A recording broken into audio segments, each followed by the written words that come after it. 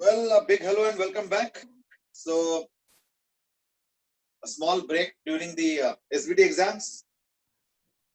So, everybody is curious, it seems, about the SVT exams and its outcome. Already questions आने लगे हैं. क्या हमें उसका PDF मिलेगा? As far as I know, देखो, last year तक तो hard copy होता था. वो तो बच्चों को मिल जाता था. हाँ, वो तो मिल जाता था. I don't think there is any problem with the PDF as such. Just give me a day. मैं कोशिश करता हूँ कि आज PDF जो है मिल जाए. और अगर मिलता है तो इन दैट केस में आंसर चॉइस के साथ ही दे दो, सो दैट क्या ना कि एक बार फिर देख लेना आंसर चॉइसेस, और अगर उसमें कुछ प्रॉब्लम्स होगा तो फिर हम कल डिस्कस भी कर लेंगे, फिर है ना, फिर वो ना फाइनलाइज भी हो जाएगा, अच्छा रहेगा वो, ठीक है ना.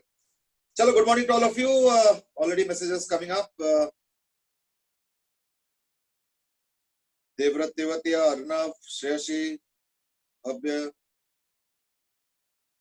देहम, Harshit, Rishabh, Om Pathak, good morning all of you. I think Devrat was not well. Devvrat yes sir. हाँ, क्या हुआ था बेटे तुमको? Sir viral.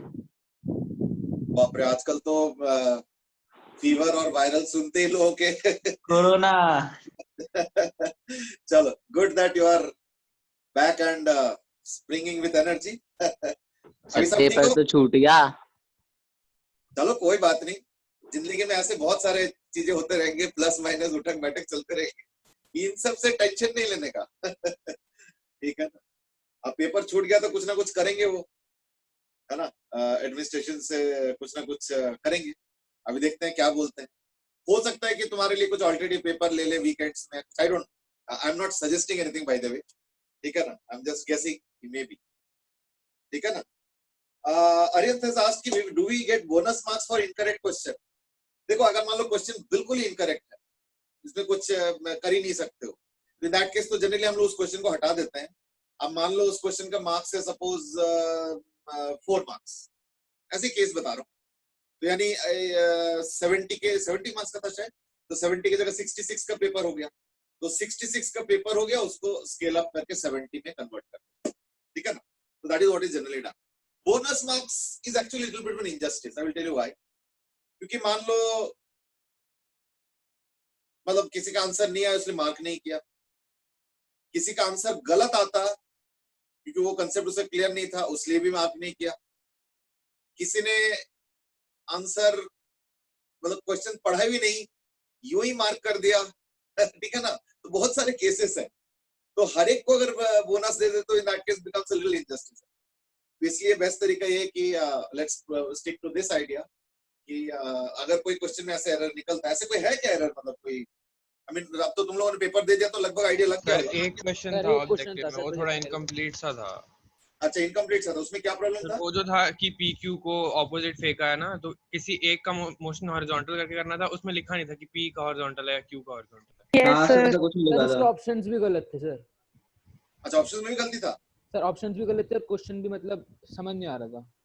सर उसमें तो फिर ऐसे ही तुक्का लगा दिया क्योंकि नेगेटिव तो थी ही नहीं, क्वेश्चन इनकम्प्लीट सा था वो. तो मैं समझ गया, हाँ तभी तो मैं, चलो मैं एक बार क्वेश्चन को देख लो. अच्छा, उसमें कह रहे हो कि 2 एक्सेलेरेशन थे लेकिन हॉरिजॉन्टल वर्टिकल दिया नहीं था.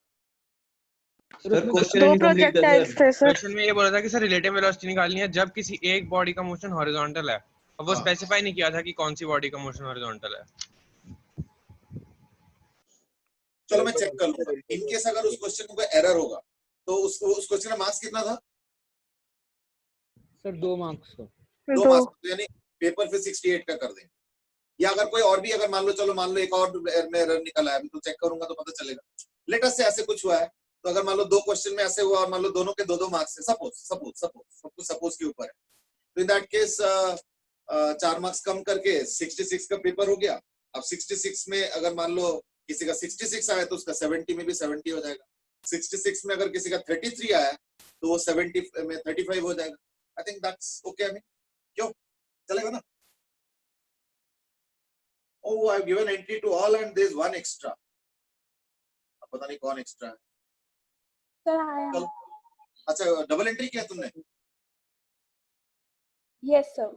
अच्छा, चलो ठीक है, बस इतना ही नॉलेज होना चाहिए, क्योंकि स्कूल की तरफ से बहुत स्ट्रिक्ट इंस्ट्रक्शन है कि बल्कि कई बैचेस में तो बड़े स्ट्रिक्टली किया जाता है वो पहले अटेंडेंस लेके एंट्री करते हैं और फिर मीटिंग लॉक कर देते हैं कई बैचेस में तो ये भी हो रहा है, बट तुम लोगों के बैचेस में ऐसा नहीं करता नहीं हूं मैं, और नहीं कोई और भी करते होंगे शायद, तो आते रहते कोई बात नहीं, ठीक चले, वी हैव ट्रस्ट चलो। तो हम लोग उस दिन मल्टीपल पुलिस के क्वेश्चन कर रहे थे, तो maybe will just do 1 or 2 more and then shift to something else, ठीक है, ठीक है, will shift to something else. अच्छा, आदित्य को मैंने आज एंट्री दिया है। Aditya, are you in? Aditya, are you in now? Aditya, yes sir, yes sir. तुमने Yes, लगता है sir. वीडियो पासवर्ड ट्राई किएगा? सर नो सर, वो डिस्कनेक्ट हो गया था बीच में। नहीं नहीं नहीं, ये तो अभी की बात है, मैं क्लास के पहले की बात कर रहा हूँ। जी सर। हाँ, मुझे लग ही रहा था, क्योंकि जब मैंने क्लास स्टार्ट करने का ट्राई किया तो मैंने देखा कि ऑलरेडी आदित्य के कुछ कुछ चल रहा है चलो ओके, कोई बात, कभी कभी अच्छा लगता है पासवर्ड रैंडम ट्राई करो। पहले हर्ष बहुत करता था, आजकल हर्ष करता नहीं है ठीक है ना। जसराज मेंशन आप वायलिन बजाते हो, आप वायलिन बजाते हो मतलब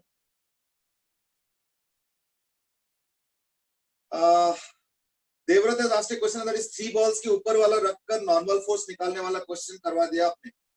मैंने शायद करा दिया ना, वो जो 3 बॉल रख के एक ऊपर वाला था, small are capital R Yes, sir. हाँ करा दिया। तो देवव्रत एक काम करना, जो पिछले के जो 2-3 क्लासेस के वीडियोस है उसमें से किसी में एक होगा, तो उसमें देख लेना, ठीक है ना। और अगर उसके बाद भी कुछ रहता तो मे बी विल। अच्छा, जसराज सेज कि आपने फेयरवेल पे बजाया था वायलिन, अच्छा मैं सुना है, चलो कैसे सुन लिया जसराज?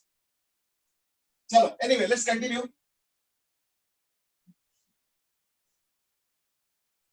अच्छा, वीडियो देखा है तुमने वायलिन की बजाते हुए?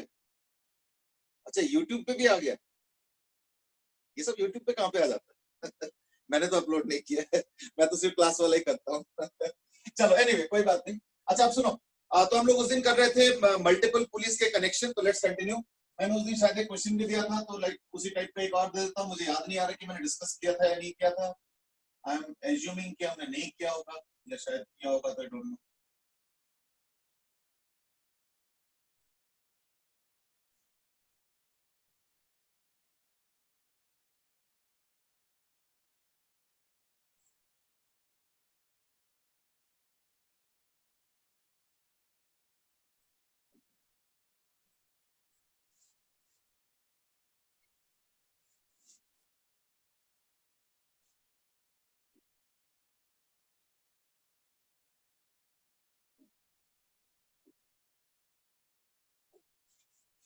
चलो एक दिन बाजार गया तो देखा बहुत सारे पुली फ्री में मिल रहा था, तो हमने फ्री में ले लिया और यहीं पे लगा दिया। अब अगर मान लीजिए 2 kg है और ये 1 kg है, you to find out the acceleration of either one of them. Either this one you find out, चलो इसी को ये ले लो, ठीक है। तो बस मुझे सबसे पहले ये बता दो, कि इसका एक्सेलरेशन कितना होगा।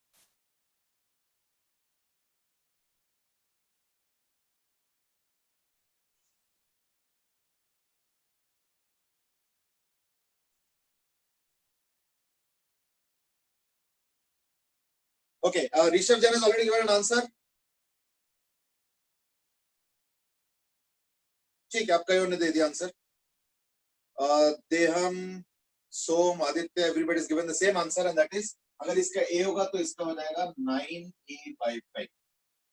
अच्छा, एक वन लाइनर आदित्य ने भी सही आंसर दे दिया। एक वन लाइन आंसर टाइप करके फटाफट भेजो कि किया कैसे, जस्ट वन लाइन में किया कैसे, वन लाइन में।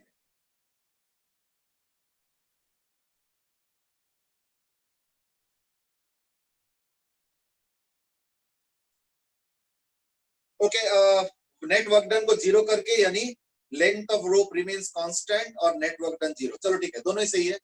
एक्चुअली क्या देखो कि यहाँ पे अगर देखोगे तो टेंशन T आएगा और यहाँ पे 2T 2T 2T 2T, यानी टोटल कितना हो गया 2 2 2 2 और 1, तो यानी 9 टाइम्स T इस पे फोर्स आ रहा है। और इस पे क्या आएगा ना, यही टेंशन इधर आएगा T, तो ये आ जाएगा 2T और ये 2T, तो यहाँ पे कितना टेंशन आ रहा है तो यहाँ पे जो टेंशन आ रहा है वो आ गया 5 टाइम्स टी और ये 9 टाइम्स टी। तो याद करके देखो उस दिन डिस्कस हुआ था कि ऑपोजिट रेशियो में काम करता है। मतलब क्या कि अगर इसका टेंशन 9 है और इसका अगर 5 है तो उल्टा हो जाएगा, इसका एक्सेलरेशन अगर 5 होगा तो उसका 9 होगा। ये तब ना जब इसका 5 होगा, इसका अगर a है तो क्या होगा 9/5 है, तो therefore 9/5 is the correct answer. अच्छा हो सकता है कि तुम बोलोगे कि नहीं अगर मैं इसको ज्योमेट्रिकली करना चाहूं तो कैसे होगा। ठीक है, तो एक काम करो, इसका मान लो डिस्टेंस x मूव कर गया, तो पुली अगर x मूव कर गया तो 1 2 3 4 5 6 7 8 यहाँ पे भी x 9, यानी ये 9x मूव करता है। ऊपर वाला ऑब्जेक्ट अगर मान लो ये ब्लॉक अगर मान लो x मूव करता है तो दैट के जो थ्रेड का मूवमेंट होगा वो होगा 9x। और यहाँ पे अगर ये y मूव करता है लेट्स से, तो ये पुली नीचे आता है तो यहाँ पे 1 2, ये पुली नीचे आता है तो 1 2 और ये पॉइंट नीचे आता है 1, यानी क्या होगा इसका 5y का मूवमेंट होगा। और देखो 5y has to be equal to what 9x, क्योंकि यहां से कितना स्ट्रिंग रिलीज हुआ 9x, वहां पे कितना स्ट्रिंग एब्जॉर्ब हुआ, क्योंकि अगर मान लो पुली नीचे आता है तो यहां से पहले स्ट्रिंग जा रहा था अब ऐसे जाएगा, पहले ऐसे जा रहा था अब ऐसे जाएगा, पहले ये पॉइंट यहाँ पे था वो यहाँ पे आ गया, यानी क्या होगा यहाँ के लिए एक्स्ट्रा स्ट्रिंग चाहिए। So therefore 5y of this is 9x of this. So therefore obviously y has to be more, है ना, is equal to what 9/5 times x। तो यानी इसका अगर एक्सेलरेशन a होता है तो ये हो जाएगा 9/5। I think rest is easy। तो इसका हो जाएगा फिर in that case 9 times t is equal to 2 into a और इसका होगा 10 minus total 5t is equal to 1 into 9/5। ठीक है ना, तो इसको अगर मैं 5/9 से मल्टीप्लाई कर दूं तो हो जाएगा 5t is equal to 5/9 मतलब 10/9 t, यानी 10 is equal to 9/5 plus 10/9। तो अपने आप कैलकुलेट कर लेना ये और एक बार a आ जाएगा तो like rest you can do yourself, tension भी आ जाएगा that you can get from the first equation itself, इस वाले से। चलो ठीक है, एक वन लास्ट क्वेश्चन करेंगे इसी टाइप का and then we will move on. हां बोलो सर टेंशन का प्रूफ क्या है, मतलब ये जो हम निकालते हैं टेंशन का इनवर्स रेशियो होता है, ये कैसे आता है? और वो ऑपोजिट रेशियो वाला, हाँ सर, मतलब आता कैसे? हाँ हाँ वो इसलिए क्योंकि देखो टेंशन में जो स्ट्रिंग जो होता है ना वो होता है मासलेस, तो इसलिए स्ट्रिंग का जो टोटल वर्क डन होगा ना वो जीरो करना पड़ेगा। क्यों? क्योंकि हमारे पास एक याद करके देखो क्लास 9 में एक वर्क एनर्जी थ्योरम पढ़ा था, तो वर्क एनर्जी थ्योरम के हिसाब से अगर टोटल वर्क डन कुछ भी होता है तो that has to change the kinetic energy. अब स्ट्रिंग को तो हम मासलेस ले रहे हैं तो m जीरो हो गया। अब बताओ अगर m जीरो हो जाए, अगर m जीरो हो जाए तो that case this has to be zero, तो दैट मींस स्ट्रिंग का जो वर्क डन होगा टेंशन के थ्रू वो जीरो करना पड़ेगा। अब यहाँ पे वर्क डन क्या आ रहा है ना, 9 टाइम्स t काम कर रहा है और कुछ x डिस्टेंस मूव किया, यहाँ पे क्या हो जाएगा 5t और -y या -5t और y जैसे भी समझना चाहते हो, ये टोटल मिला के जीरो होना पड़ेगा। ठीक है ना, यानी 5t into y is equal to 9t into x, मतलब 9 times t into x, फिर वो t कैंसिल करो तो वो मिल जाता है 9x is equal to 5। Okay sir, return by the string is equal to 0, ये अप्रोच। ठीक है ना।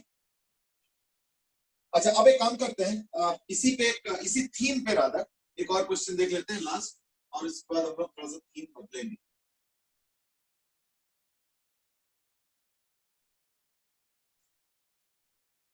Next question is like this, again multiple pulleys.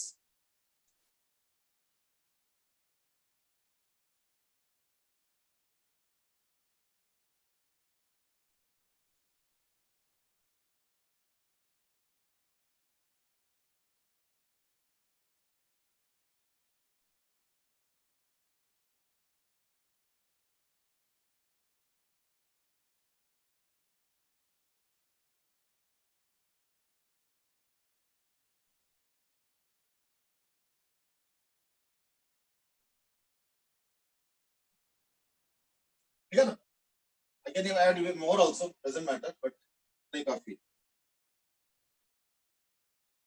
Again the same question, that is acceleration का इक्वेशन लिख दो या रिलेशनशिप बता दो, रिलेशनशिप बता दो वो भी चलेगा। तो मान लो कि ये ऊपर जा रहा है तो ये कितना नीचे जाएगा,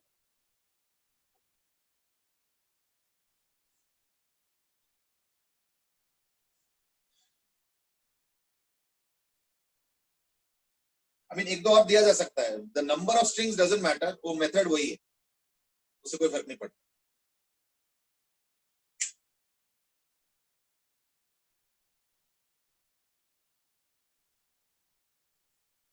What will be the acceleration of the other block? अगर इसका A है, तो the number of strings देख लो, पूरी नंबरिंग कर दो, 1 2 3 4 5 6, total 6 pulleys are there.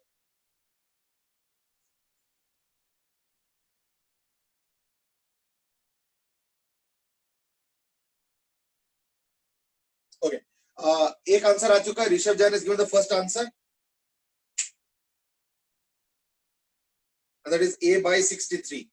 Yeshu has given 1 kg का 63 A हो जाएगा, आर्यन says A by 63 होगा। ओके, याद रखना मैंने इसका A लिया है। आदित्य माथुर says कि A by 63 हो जाएगा। The interesting part is everybody is saying 63. इसका अगर A है तो इसका A by 63 सबका आंसर है। बट एक चीज जरा लॉजिकली बताओ, given Som has given, Aditya Mathur has now changed the answer कि नहीं, अब A by 63 सब चेंज कर लिया, 63 है, ठीक है। जरा एक सानिया ने भी करेक्ट आंसर दिया है, सॉरी करेक्ट आंसर बताओ, सेम 63 वाला आंसर दिया। अब ऋषभ ने दे दिया, कृष्ण ने भी दे दिया 63 है, पार्थ बंसल 63 है, यानी पहले सबका A by 63 आ रहा था, अब सबका 63 हो गया। चलो गुड। अब सुनो, पॉइंट इज दैट इसका टेंशन तो काफी ज्यादा होगा ना, तो इसका एक्सेलरेशन तो कम होगा ना फिर। उसमें तो एक ही टेंशन T है, इसमें तो मल्टीपल है, बहुत सारे स्ट्रिंग्स है, तो देयरफॉर जिसका ज्यादा टेंशन उसका ना कम एक्सेलरेशन होगा, क्योंकि नेटवर्क डन यहाँ का और यहाँ का मिला के 0 होना चाहिए। तो देयरफॉर अगर 63 वाला नंबर सही है और सबका आ रहा है तो इसको तो 63 सही होता होगा, तो इन दैट केस क्या होगा, इसका फिर हो जाएगा 63A। इसका एक अप्रोच जो है वो ज्यादा आसान है, और वो है वो जो टेंशन का ऑपोजिट रेशियो वाला, टेंशन के ऑपोजिट रेशियो वाला वो ज्यादा आसान है। लेकिन मैं इसको ज्योमेट्रिकली भी एक बार डिस्कस करना चाहूंगा, तो लेट्स डू दैट। अब इशू क्या है कि अगर इसका टेंशन T होगा तो देखो यहाँ का हो जाएगा T, अब ये T है और ये भी T है, तो यहाँ पे 2T, तो ये वाला क्या होगा, 2T हो गया, यानी इसका टेंशन हो गया 2 टाइम्स। अगर ये 2T होता है तो इसका क्या होगा, 4 टाइम्स T, तो ये हो गया 4 टाइम्स T, यानी इस पॉइंट पे जो टेंशन है ये वाला थ्रेड, ये हो गया 4 टाइम्स T। तो ये अगर 4 होता तो 8, तो ये हो गया 8, ये इस स्ट्रिंग पे जो टेंशन है वो 8 टाइम्स T है, यानी एक ज्योमेट्रिकल प्रोग्रेशन नजर आ रहा है। क्या क्या नजर आ रहा है, ये T है तो ये 2 टाइम्स T, 4 टाइम्स T, 8 16 32, तो इसमें टोटल टेंशन कितना आ गया, T plus 2 times T plus 4 times T plus 8 times 16 32, 8 16 32 तक है, तो इसको ऐड कर तो कितना आता है 63T। So that means this body is experiencing a tension upwards of 63 times T, whereas this is experiencing only T, and therefore क्या होगा, इसका जो टेंशन होगा, इसका जो एक्सेलरेशन होगा वो क्या होगा 63। यानी अगर इसका मैं फ्री बॉडी डायग्राम बनाता हूं तो मैं लिखूंगा 63T minus 20 is equal to 2A, और इसका लिखूंगा 10 minus T is equal to 1 into 63। बाकी अपने आप कर लो, ठीक है। ध्रुव गुप्ता, हर्षित, सोम, later on they have also given the 100% correct answer। चलो बढ़िया। अब देखो इक्वेशन तक पहुंच गया, इसके मतलब क्या, इसको अगर 63 से डिवाइड करके नीचे रख लो तो टेंशन खत्म हो जाएगा, बाकी तो अपने आप कर लोगे, है ना। So I think now you can manage to do yourself। चलो ठीक है, good going. Now let's move on to slightly different. अभी तक ये था कि दो एंड्स पे कनेक्टेड थे दो बॉडीज, अब मैं बॉडीज को थोड़ा बढ़ा रहा हूं, एंड लेट अस से this is a body,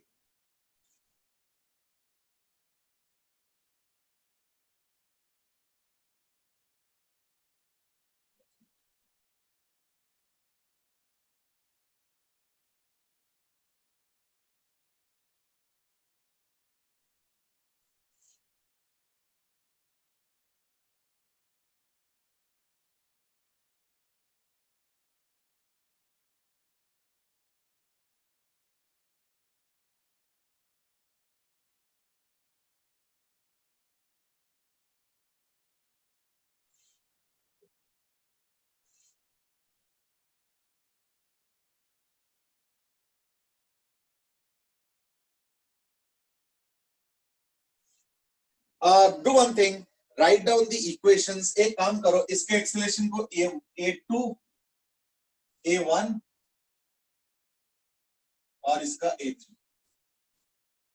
3 kg का एक्सेलरेशन a3, 1 kg का एक्सेलरेशन a1, 2 kg का एक्सेलरेशन a2, तीनों के इक्वेशन लिखना है। बस सॉल्व करने की जरूरत नहीं, सॉल्व में तो लंबा हो जाता है, जरूरत नहीं है। Just right down the equation, that's it, और कुछ नहीं। जल्दी करो।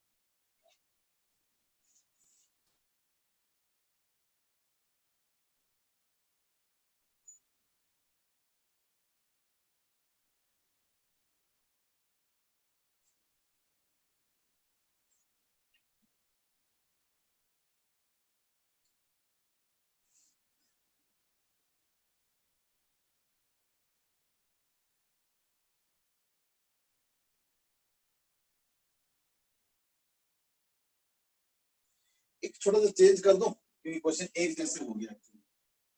इसको एक और टर्न बना दो, थोड़ा सा चेंज किया मैंने यहाँ पे, थोड़ा सा चेंज किया। ये डायरेक्ट लटक रहा था ना, उसको भी मैंने उससे कनेक्ट करके ऊपर लगा दिया, ठीक है। वो फिक्स है, वो भी एक और टर्न कर सकता था, बट देन उसके लिए जगह भी नहीं। Go ahead now, I am giving a minute to think, write down the equations. After that I will also write down the equation, then you can match.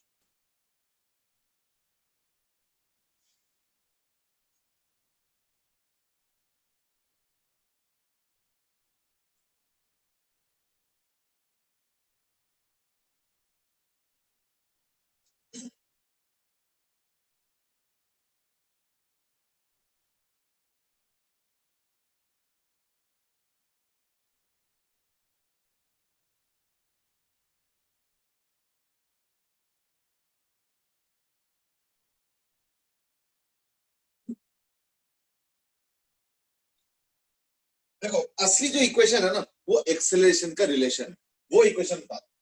So just tell me that equation which is the kinematic equation. एक होता है dynamic equation जिसमें force वगैरह, tension, wait जो भी है वो तो चलो अलग इक्वेशन, वो तो I think routine. Just tell me the relationship between the accelerations. Relation between A का रिलेशन। ओके, A का रिलेशन कुछ लोगों ने दे दिया ऑलरेडी। अरियंत, अच्छा नहीं, बहुत लोगों ने दे दिया, तो पढ़ने में टाइम लगता है। ऋषभ, यशु, अरियंत, ध्रुव Sharma. Let's start with Dhruv Sharma. 3a2 plus 2a1 plus 4a3 is equal to 0. 4a3 is equal to 3a2 plus 2a1. 3a2 plus 2a1 plus 4a3 is equal to 0. Upward and leftward positive. अच्छा, वो वैसे वाला vector form में लिखा है, ठीक है, चले, ठीक है। अगर मैं इसको न्यूमेरिकल वैल्यू लेता हूँ, let's, so mind you, I'm taking a1, a2 and a3 as numerical values, यानी पॉजिटिव। तो ऐसे में क्या हो रहा है, देखो कि अगर मान लो ये a2 इस तरफ जा रहा है और अगर ये A1 इस तरफ जा रहा है, as per the diagrams, this is what is going to happen. तो क्या हो रहा है, A2 के वजह से और A1 के वजह से, दोनों के वजह से स्ट्रिंग रिलीज हो रहा है। दोबारा सुनो, दोनों के वजह से स्ट्रिंग रिलीज हो रहा है ना, ये देखो। तो यहाँ पे कितना रिलीज हो रहा है ना, अगर मान लो ये A2 से आगे चला जाता है, तो ये पॉइंट और ये पॉइंट, यानी 1 2 3, यानी this is responsible for releasing thread edge पर 3a2।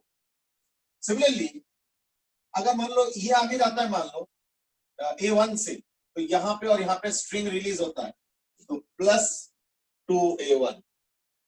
और अगर ये नीचे जाता है, let's say A3, in that case ये पुली भी A3 जाता है, ये पुली भी A3 जाता है, तो उसको भी ऐसे करके और ऐसे करके 1 2 3 4 4a3 के बराबर का स्ट्रिंग एब्सॉर्ब करता है। तो अगर न्यूमेरिकल वैल्यूज ले रहे हो, तो 3a2 plus 2a1 is equal to 4a3. That's the connecting equation between the accelerations. अब मैं काम करता हूँ, इसके वैल्यूज लिख देता हूँ। कैसे? कहीं पे भी इसका टेंशन ले लो, T ले लो, चलो इसको T ले लो, ये 2T हो गया, ठीक है ना, ये भी 2T हो गया, और यहाँ पे तो है ही 2T और 2T। यानी इक्वेशंस क्या हो गए, 3 times T is equal to 2a2, 2 times 2 T is equal to 1a1, and 30 minus 4 times T, है ना, 2T is equal to 3a3, और बाकी 3a2 plus 2a1 is equal to 4a3। एक बार जस्ट चेक कर लो।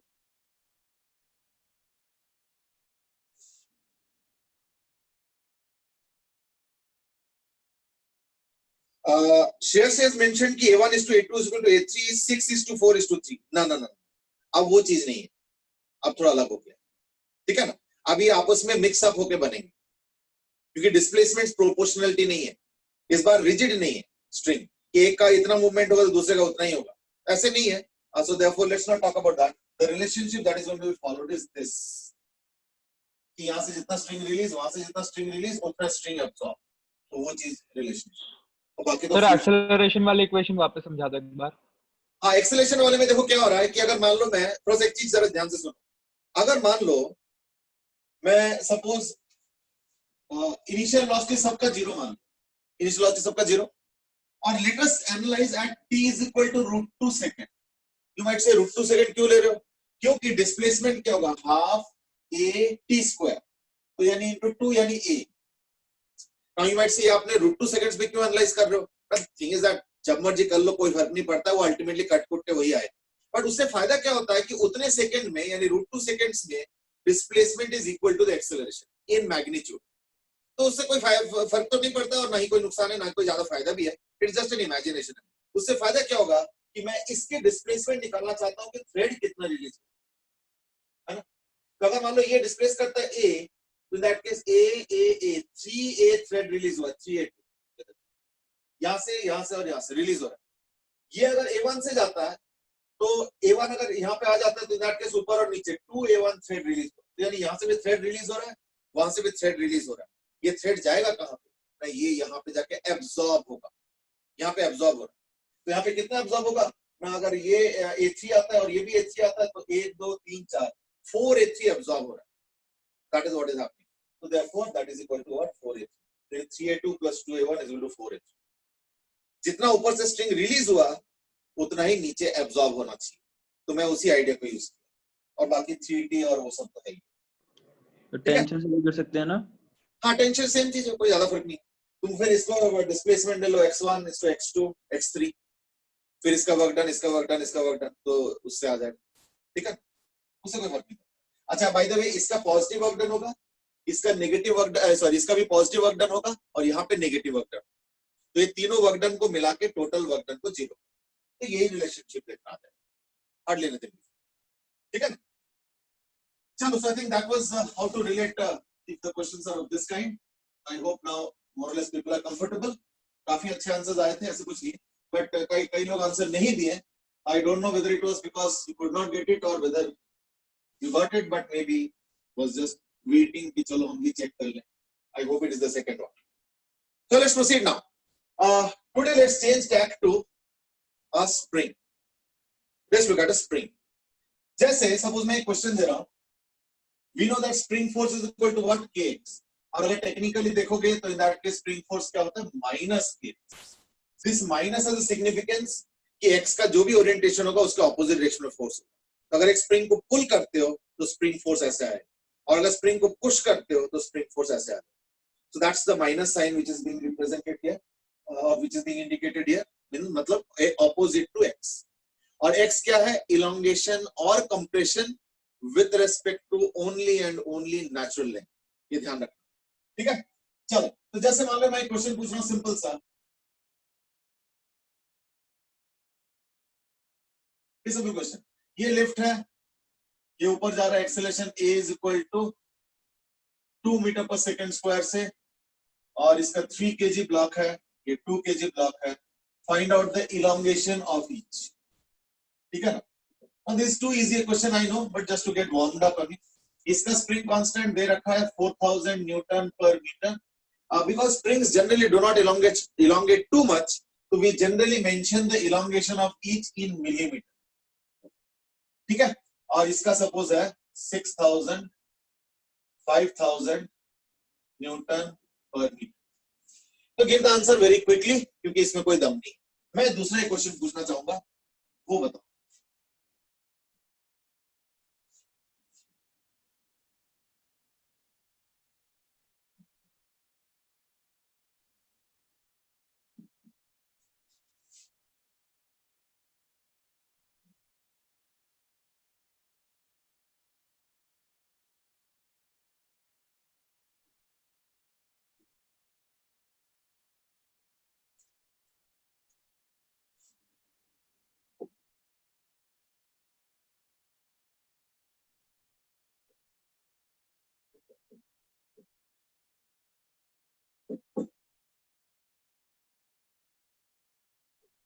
Question 2 is what I wanted to ask, but we started with question number 1.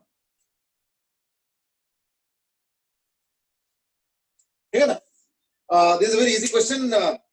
Get the answer quickly. हमें ये पूरा lift है जिसमें दो मासेस को सस्पेंड किया गया bye spring. Spring constants given है. एक्सेलरेशन 2 मीटर पर सेकंड स्क्वायर है. You have to find out the elongation of each in millimeter.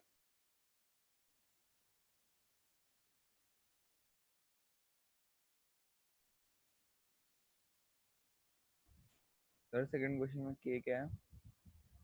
Second question में स्प्रिंग कांस्टेंट मैंने दिया नहीं, अभी दे रहा हूं. 5000 न्यूटन पर मीटर. इसका आंसर आ चुका है. आर्यन जैन ने दिया 15 and 4.8, that is 15 millimeter and 4.8 millimeter. चलो ठीक है, I'm just checking. But there's only one answer for this. और किसने आंसर नहीं दिया? हाँ, ये तो बहुत आसान है. क्या करना? चलो जस्ट फॉर, ठीक है, हर्षित ने भी सेम आंसर दे दिया 15 and 4.8. Let me quickly do it. इसमें 20 न्यूटन फोर्स लग रहा है, लेकिन क्योंकि एक्सेलरेशन 2 है तो यानी नेट फोर्स 24 हो गया. तो 24 is equal to 5000 into x, है ना?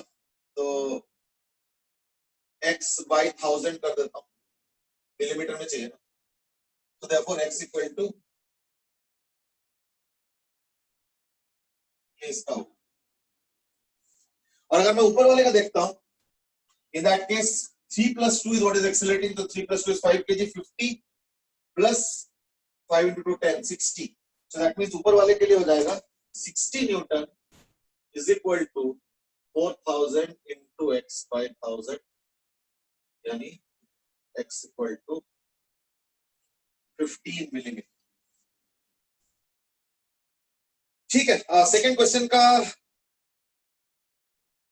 अच्छा सेकंड क्वेश्चन आंसर अभी किसी ने दिया नहीं. चलो सेकंड में कर लो, आसान है बेटे, ज्यादा डिफिकल्ट नहीं.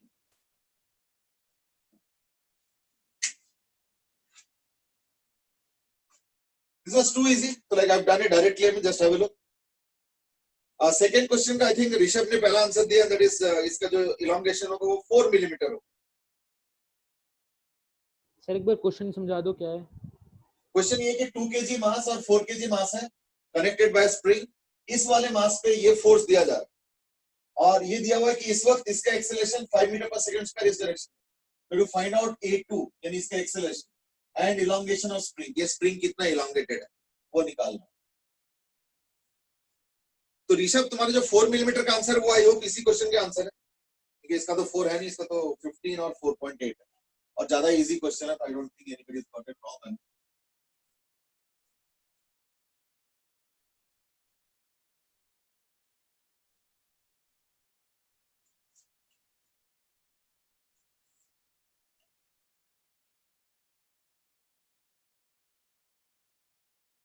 See, in this question, obviously no friction. Friction तो अभी start भी नहीं. Okay, Deham has now given the answer as acceleration is 4, and Krish has also given the answer as elongation 4 millimeter. Acceleration of the second block is 4 meter per second square. ये मैं guess कर रहा हूँ. चलो सबका answer है कि elongation is 4 millimeter. ठीक है. Okay, let's start. First of all, elongation अगर होता है ना स्प्रिंग का, तो वो पुल करता है, पर ये पुल नहीं कर रहा, ये पुश कर रहा है. क्यों? देखो ना, इस पॉइंट पे पुलिंग का तो मतलब होता है towards the centre of the spring, पर एक्सेलरेशन तो उधर है, यानी ये पुश कर रहा है इसको. यानी first of all the spring is not in elongation. यानी इसका आंसर, क्योंकि इलोंगेशन पूछा गया तो मुझे माइनस में देना पड़ेगा. ठीक है ना? First of all the answer has to be given as negative. क्यों भाई? पूछा इलोंगेशन है, हो रहा है कंप्रेशन. कंप्रेशन कैसे पता चल रहा है? क्योंकि देखो ना, ये ब्लॉक के ऊपर एक ही फोर्स है और वो है स्प्रिंग का फोर्स. तो अगर स्प्रिंग पुल करता ऐसे कर, तो इसका एक्सेलरेशन डायरेक्शन इधर होता ना फिर, पर इसका एक्सेलरेशन इधर है, यानी spring is actually pushing. That's the first guess. हां, फोर्स कितना हो तो आराम से आ जाता है. इसका मास इनटू एक्सेलरेशन 4 into 5, और वो अकेला स्प्रिंग दे रहा है, तो अगर मिलीमीटर में चाहिए, इन that case into x by 1000, है ना? So therefore x equal to 4 millimeter. But क्योंकि elongation पूछा है, तो या तो मैं लिख दूं कि 4 मिलीमीटर कंप्रेशन, ठीक है ना, और नहीं तो लिखो x इक्वल टू -4 मिलीमीटर। तो ये हो गया पहला आंसर। दूसरी बात, अगर मान लो ये कंप्रेशन है और इधर अगर फोर्स 20 न्यूटन है, 5 × 4, दैट मींस इस ब्लॉक को भी स्प्रिंग 20 न्यूटन दे रहा और इस ब्लॉक को भी स्प्रिंग 20 न्यूटन दे रहा, लेकिन साथ में मैं भी तो 20 न्यूटन दे रहा हूं, साथ में एक एक्स्ट्रा फोर्स भी तो है जो कि 20 न्यूटन दे रहा है। तो यानी ये 20 और ये 20 मिलके इसका एक्चुअल जो फोर्स है वो 40 न्यूटन। तो देयरफॉर A2 आ गया इक्वल टू 40/2 यानी 20 मीटर पर सेकंड। ये दो आंसर्स है, ठीक है। एक तो इसमें इलोंगेशन है ही नहीं, इसमें कंप्रेशन है, और दूसरी बात ये कि इसका जो एक्सेलरेशन होगा वो हो जाएगा 20 मीटर पर सेकंड स्क्वायर। क्यों? क्योंकि अगर स्प्रिंग एक तरफ 20 न्यूटन फोर्स दे रहा है तो दूसरी तरफ भी 20 न्यूटन की देंगे। सर स्प्रिंग को कंप्रेस कर कौन रहा है, जो कंप्रेशन आ रहा है? समझे नहीं? देखो ये तो इस वक्त का सिचुएशन है, हो सकता है कि ये स्प्रिंग और कंप्रेस था थोड़ी देर पहले, क्या पता, हो सकता है कि मैंने इसको एक्चुअली और कंप्रेस करके छोड़ दिया और उसके थोड़ी देर बाद प्लस इस सामने वाले ब्लॉक को पुल भी कर रहा हूं, तो हो सकता है कि थोड़ी देर बाद हल्का सा रिलैक्स हुआ, अभी पूरा रिलैक्स नहीं हुआ है, हल्का रिलैक्स होके ये जो इस वक्त का जो सिचुएशन है उसका डेटा दिया हुआ। तो कौन कर रहा है, कैसे कर रहा है, दैट्स अ डिफरेंट मैटर, वो तो हार्डली मैटर्स है या नहीं। अब पहले से होगा शायद, स्प्रिंग तो किसी पहले स्टेट में था और उस स्टेट से ये सिचुएशन है अभी, तो हो सकता है कि कुछ पहले से होगा रीजन। तो that is hardly anything to discuss out here. इस वक्त सिचुएशन क्या है ना, ये है, उसके हिसाब से आंसर सी आ रहा है। पहली बात x इक्वल टू -4 और एक्सेलरेशन हो जाएगा A2 का 20 मीटर पर सेकंड स्क्वायर, और वो भी पॉजिटिव डायरेक्शन, क्योंकि अगर पुश हो रहा है तो दोनों तरफ पुश हो रहा है, ठीक है ना। I hope that's clear now. चलो, कई ने आंसर दिया 4 मिलीमीटर, बट इसने -4 नहीं दिया, तो ध्यान रखना क्योंकि यहाँ पे इलोंगेशन पूछा जा रहा है, you can't neglect that elongation part.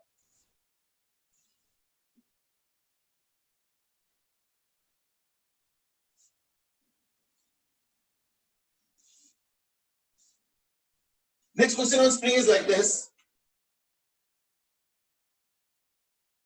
Now suppose there is a spring and there is a hook, और मेरे पास मतलब ये कोई लिफ्ट फिट कुछ नहीं है, तो ऐसे ही चलते हैं। Spring constant K is equal to 2000 Newton पर मीटर। मेरे पास एक 4 kg का मास है, मेरे पास एक 4 kg का मास है। मैंने क्या किया, इस मास को लेके आया, यूं लेके आया, यूं लेके आया, यहाँ पे लेके आया, और इस हुक के साथ लगाया। ये जो हुक है ना, इसके साथ मेरे अपने मास को लगा, पकड़ के रखा भी और फिर छोड़ दिया। So I attach it here and I release. The question is, find the maximum elongation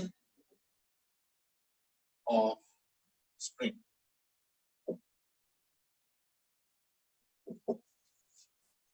Go ahead. Find the maximum elongation of the spring. Go ahead. ये रिलीज किया गया।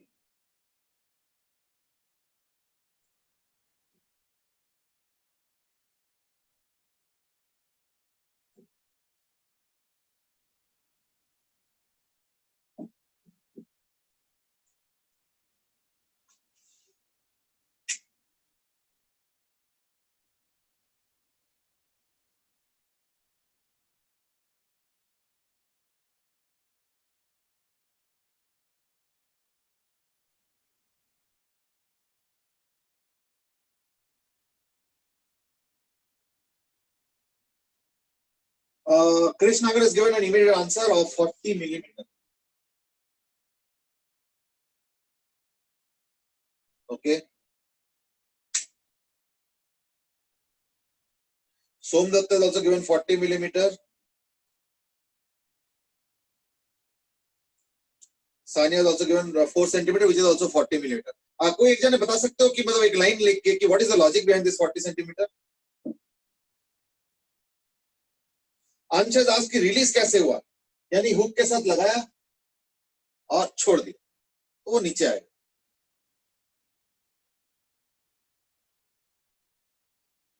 सो मैं आज के रिलीज के लिए क्या एक्सेलरेशन जी होगा? The answer is yes. अगर रिलीज करोगे तो एक्सेलरेशन जी होगा।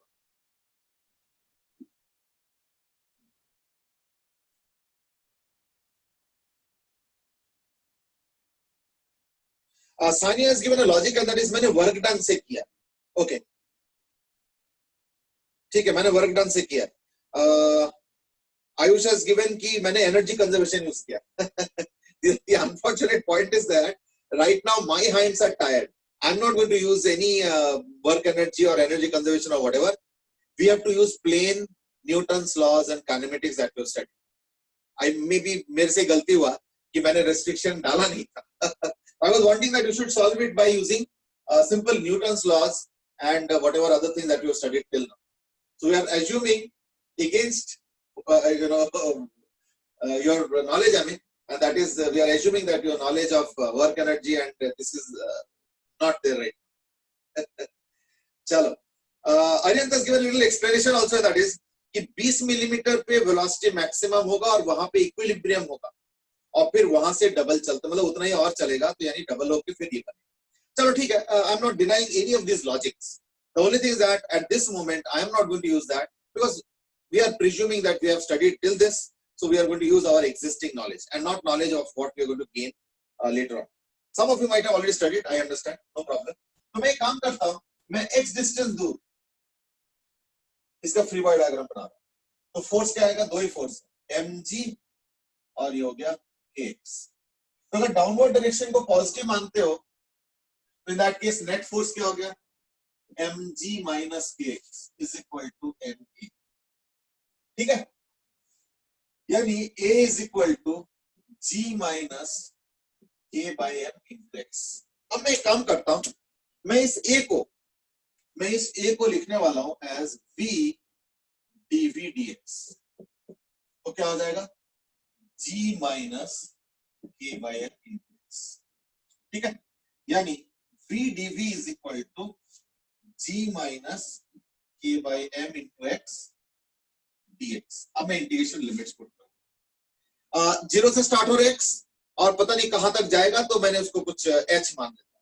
ठीक है, 0 to h, मतलब h हाइट नीचे आया मान लो, व्हाटएवर मैक्सिमम हाइट बोला इलोंगेशन, तो मान लो h हो गया, या l ले लो, कुछ भी ले लो, x भी ले सकते, h ले लो। वेलोसिटी का इंटरेस्टिंग है because I've released it, so the initial velocity is 0, but finally it will come to rest and then again spring back। तो मैं तो सिर्फ उस रेस्ट वाले पॉइंट पे इंटरेस्टेड हूं, यानी क्या हो रहा है? देखो कि जो स्टार्टिंग पॉइंट है उसमें वेलोसिटी 0 और एंड पॉइंट पे velocity 0, so therefore the limits are 0 to 0। Now this is a funny integration, जहां पे इंटीग्रेशन का लिमिट्स 0 to 0 है, you might find it little funny, but ठीक है, क्या कर सकते हैं? gx 0 to h minus k by m into x square by 2, ये भी 0 to h, ये तो 0 आ गया, यानी gh minus kh square by 2m is equal to 0। एक h कैंसिल कर लो, h is equal to 2mg by। So this is the proper methodology। पर ठीक है, मैं जानता हूं तुम लोगों को इनमें से ज्यादातर लोगों ने जो है वर्क एनर्जी बारे पढ़ रखे हैं, you can just simply use energy conservation at the top and the bottom and you will get the answer। ठीक, एग्री, नो प्रॉब्लम। अब उसमें तो एक और फार्मूला भी आएगा, half kx square spring energy, वो भी हमने किया नहीं है, so therefore I am in any case little handicap, so therefore I'm not going to use it, I'm going to use this one। ठीक है, and that is acceleration को v dv dx लिख के फिर इंटीग्रेशन करके h का value आ गया 2mg by। now I can put it directly, तो आंसर आएगा देखना 2mg by k 2000, और अगर मिलीमीटर में चाहिए तो into 1000 कर लो। ठीक है, मिलीमीटर में चाहिए 1000 into, so rest you can do yourself, है ना? That is equal to 40 millimeter। ठीक है, agree। I hope that's okay now। Anybody has any doubt on this? Sir एक मिनट रुक जाओ, रेज मत करना।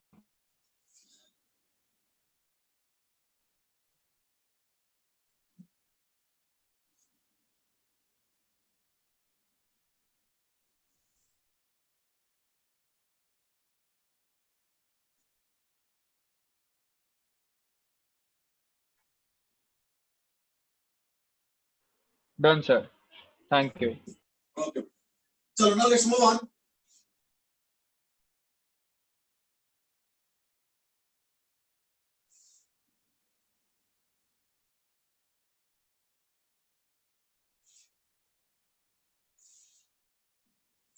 That was a small intervention as far as spring is concerned.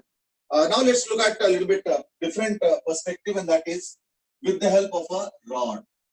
This was a rod. यानी अभी तक हमने थ्रेड का ही किया, अब थोड़ा सा रॉड को भी इंट्रोड्यूस किया जाए. रॉड हम लोग जो मानते हैं वो है rigid massless rod. This is what we presume. ठीक है ना.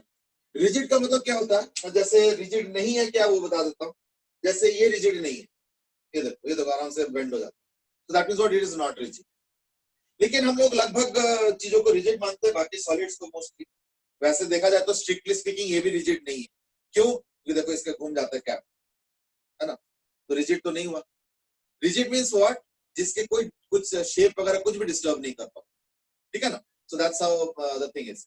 But here we can dismantle the cap very easily, है ना, and so on. But so it's not a very strictly rigid thing, but अपने प्रैक्टिकल पर्पस के लिए we can more or less take it as rigid. ठीक है. So what we consider a rod is what? A massless entity, and rigid means no change of shape whatsoever. No change in shape. ऐसे shape वाला जो word है ये थोड़ा सा physics के लिए लूज टर्म है, मतलब बहुत ज्यादा स्ट्रिक्ट नहीं है वर्ड. तो इसके ऊपर हम लोग बाद में डिस्कस करेंगे कभी, बट फिलहाल तो ये कि रिजिड मींस व्हाट. अब इसके ऊपर मैं क्वेश्चन दे रहा हूं, एंड दैट इज सपोज यहाँ पे एक मास है 2 kg. रॉड का लेंथ दिया हुआ है 5 मीटर्स और इसका एंगल है 53 डिग्री.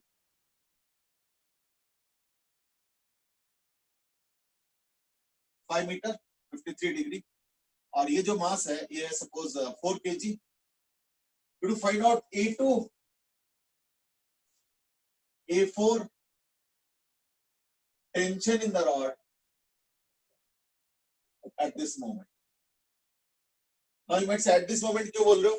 क्योंकि जैसे जैसे ये मूवमेंट स्टार्ट हो जाएगा ना तो रॉड ऐसे ऐसे बेंड होता जाएगा, तो चीजें बदलते जाएंगी, है ना. I am interested only eight this moment.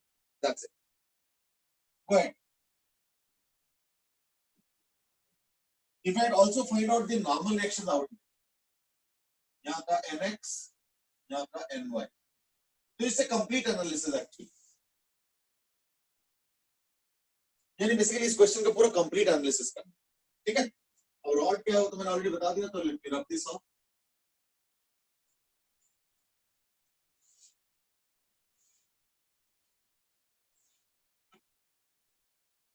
So this is NX, this is NY.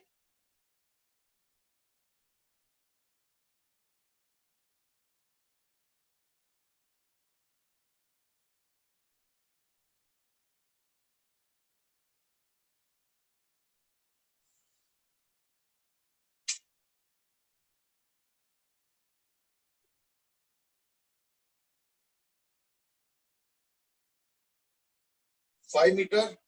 This is a rigid rod.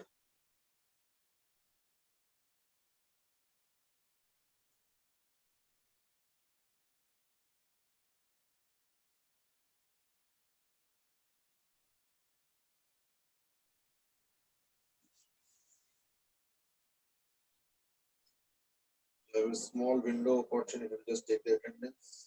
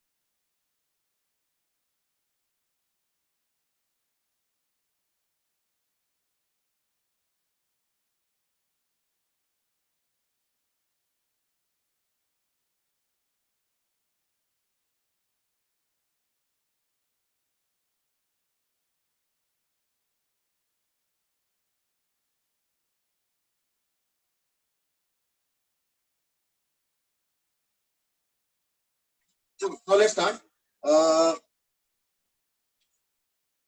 ठीक है, Krish Nagar is given a half answer, part answer. I mean, ठीक है, that was also good. There मैं set के acceleration की direction कहाँ होगी?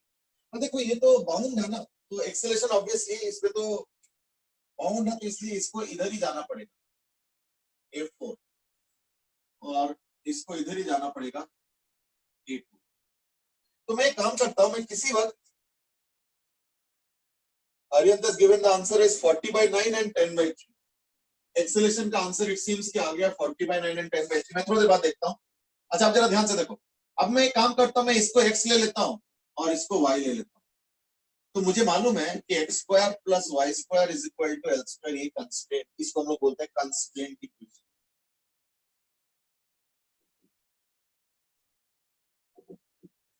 Constraint equation मतलब मूवमेंट होते रहेंगे, लेकिन ये चीज हमेशा फॉलो. ठीक है, तो ये आ जाएगा. तो यानी 2x into dx dt, तो dx dt को मैं लिख देता हूं vx plus 2y into vy dy dt which is vy is equal to 0. अब इसको दोबारा डिफरेंशिएट करो तो क्या आ जाएगा? 2vx² plus 2x into vx का डिफरेंशिएशन क्या होगा? ax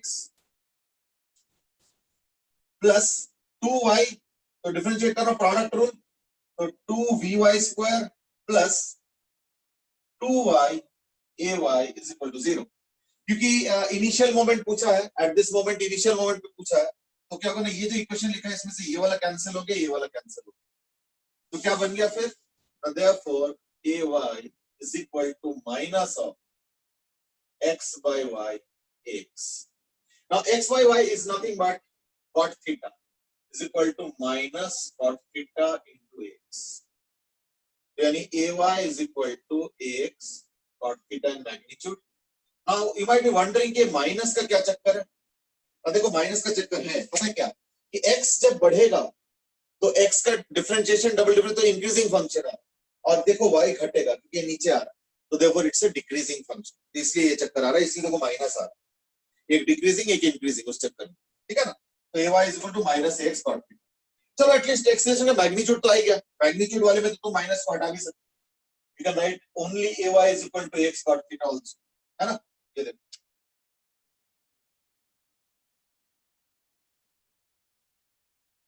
ठीक है, चलो तो लेट्स प्रोसीड. अब देखो अगर मैं इसका वो बनाता हूं तो दैट केस क्या आएगा ना, इसका तो let's say the force is F, इसके भी F आ जाएंगे, ये थीटा मान लेता हूं, ये जो F आएगा ये थीटा है तो ये भी थीटा, तो F cos theta F sin, तो ये हो जाएगा F cos थीटा, ये हो जाएगा F sin. यानी इसका इक्वेशन क्या बन गया? F sin, सॉरी, इसका बनेगा mg यानी 20 minus F sin theta, sin theta मतलब 4/5 is equal to ma, m मतलब 2 a2. और इसका क्या होगा? ये जो फोर्स है ये थीटा, तो ये थीटा, इसका ये cos थीटा जो कंपोनेंट है ये इसको एक्सेलरेट करा रहा है, यानी इसका इक्वेशन अलग जाएगा, F into cos theta 3/5 is equal to mass 4 kg into acceleration 4. अब देखो अननोन्स क्या क्या हो गए, A2, A3 और F, A2, A4. लेकिन मुझे मालूम है कि A2, हाँ, A2 is equal to ये वाला रिलेशन है, यानी मैग्नीट्यूड वाइज अगर देखोगे तो A2 is equal to cot theta tan theta होता है इसका 4/3, तो इसका जो 3/4 is equal to 3/4 A4. ये AX बोलते हैं A4. ठीक है, एक बार चेक कर लो. मैंने अभी माइनस को फिलहाल अनदेखा कर दिया क्योंकि भाई माइनस तो सिर्फ डायरेक्शन के लिए है, मैग्नीट्यूड तो यही है, तो A2 is equal to 3/2 A4, तो इसको पुट कर लो, A2 is equal to 3/2 A4. That's it. अब इसके एक्सेलरेशन का वैल्यू कैसे निकालेंगे ना, वो तो देखो पुट करना है, कर दो, A2 की जगह पुट कर लो 3/2, तो 3/2 हो जाएगा, तो फिर A4 3A4 हो गया, है ना. तो यानी इक्वेशन हो जाएगा 20 minus 4/5F is equal to 3A4, और इसका हो जाएगा 3/5F is equal to 4a। अब ये इक्वेशन ठीक है ना, तो आराम से जो है इसको सॉल्व करके a4 आ जाएगा, f भी आ जाएगा, और a4 आ जाएगा तो a2 भी आ जाएगा। जहां तक ये nx और ny की बात है, देखो nx क्या होगा, nx will be only f cos theta, क्योंकि ये दोनों बैलेंस होगा तभी ये वर्टिकल आएंगे, यानी nx is equal to f cos theta, और cos थीटा 3/5, ये nx हो गया ये वाला। और यहाँ पे ny क्या होगा, क्योंकि y के अलावा कोई मूवमेंट नहीं हो रहा, ध्यान रखना, तो ny क्या हो जाएगा फिर, नहीं तो mg 40 प्लस, ये तो अरिहंत का आंसर था तो मैंने लिख के रखा था ऐसी, 40 प्लस f का sin 53 यानी 4/5। तो इनमें से ये जो इक्वेशंस है, इनमें से देखो ये निकल जाएंगे, a2 निकल जाएंगे, f1 निकल जाएंगे, f निकल जाएंगे, और वो एक बार निकल गया, इन दैट केस वैल्यूज यहां से पुट करके आ जाएंगे। भव्य दास की a2 is equal to 3/4, a4 कहां से आया ना, ये देखो रिलेशनशिप, ay क्या है, ay इज a2 और ax क्या है, a4, तो माइनस तो मैंने जस्ट डायरेक्शन के लिए रखा था, अदरवाइज मैग्नीट्यूड में तो आएगा नहीं, तो यानी क्या हो गया, a2 is equal to a4 cot theta. अब cot थीटा क्या है, tan थीटा तो 4/3 है, 53 डिग्री, cot थीटा क्या होगा 3/4, तो cot थीटा 3/4, ax की जगह a4 और ay की जगह a2, ये देखो, तो वो रिलेशनशिप है, तो a2 3/4 a4, तो उसको मैंने पुट कर लिया। अच्छा तब तो गड़बड़ है, ये 2a2 हुआ ना, तो ये 3/2 हुआ है, ये 3/2 a4 है ना, 2a2 है, तो 2a2 कितना हो जाएगा 3/2 a4।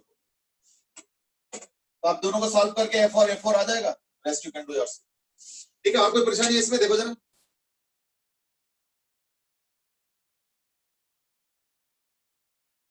और F हो गया compressive force generated in the rod, so that will be equally acting on both sides. इसको उधर फोर्स मिल रहा होगा, इसको इधर फोर्स मिल रहा होगा, तो इसका जो उधर फोर्स है ऊपर की तरफ, और इसका जो इधर फोर्स है उसका हॉरिजॉन्टल, इसका हॉरिजॉन्टल मूवमेंट किस लिए पॉसिबल हो पा रहा है, फोर्स के वजह से हो रहा है, कौन सा ना, रॉड का फोर्स। चेक कर लो,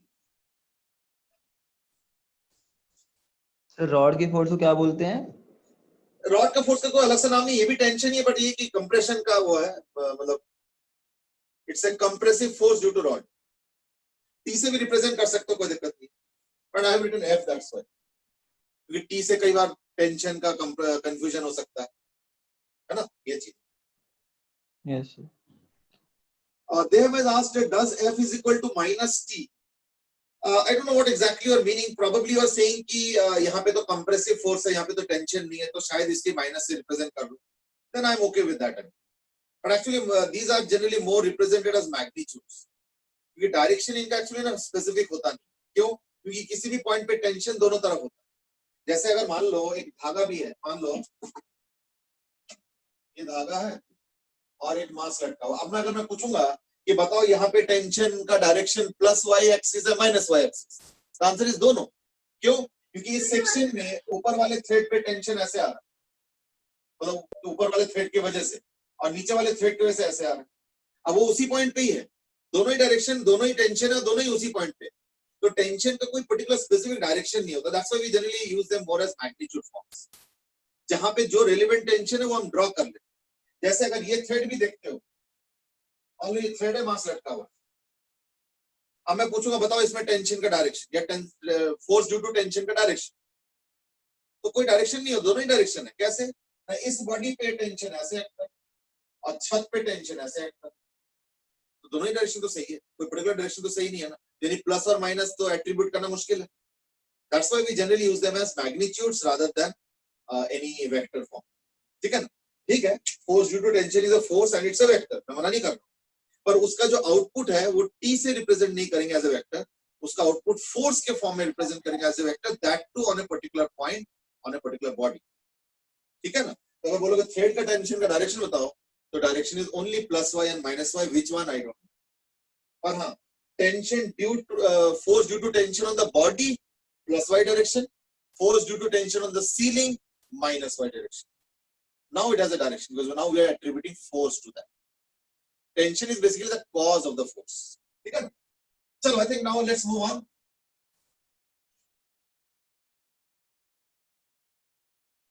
अब हम थोड़ा सा इंक्लाइन प्लेन की तरफ चलेंगे, बट यह एक काम करते एक और थ्रेड का एग्जांपल कर लेते हैं। ठीक है, रॉड वाला जो एग्जांपल किया था उसको करने का जो मैंने अलजेब्रिक तरीका बताया था, तो अलजेब्रिक इक्वेशन लिखा, फिर डिफरेंशिएशन, और उसके अलावा भी है, तो उसको रिफ्लेक्ट करने के लिए मैं एक क्वेश्चन दे रहा हूं।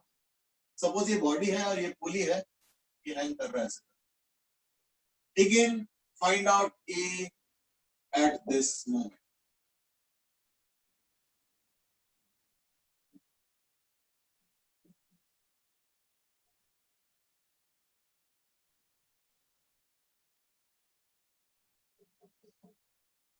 Find out the acceleration of both at this moment, A3 and A2.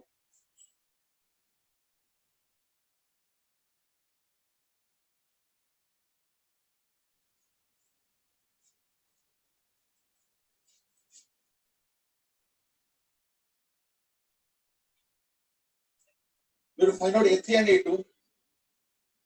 ठीक है, at this moment. थोड़ा जल्दी करो। They have also asked कि क्या वो 5 मीटर जो आपने बताया था उसका कोई सिग्निफिकेंस है?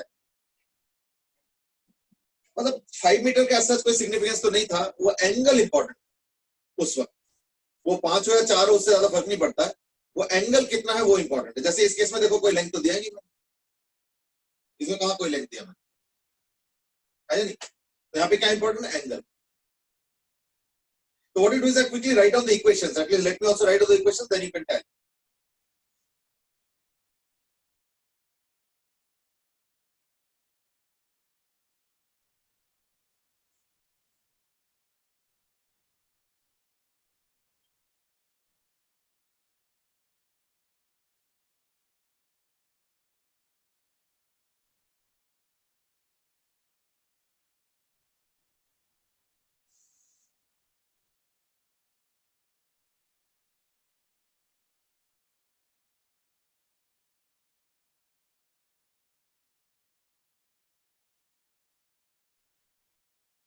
So Aryan Jain also given an answer also, that is 320 by 107.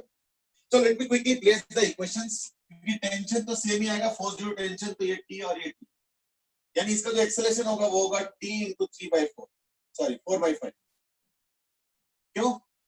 T cos 37 is the cause of the acceleration is equal to mass 3 into A3, और इसका क्या होगा, इसका 20 minus T, तो 20 minus T is equal to 2 into A2।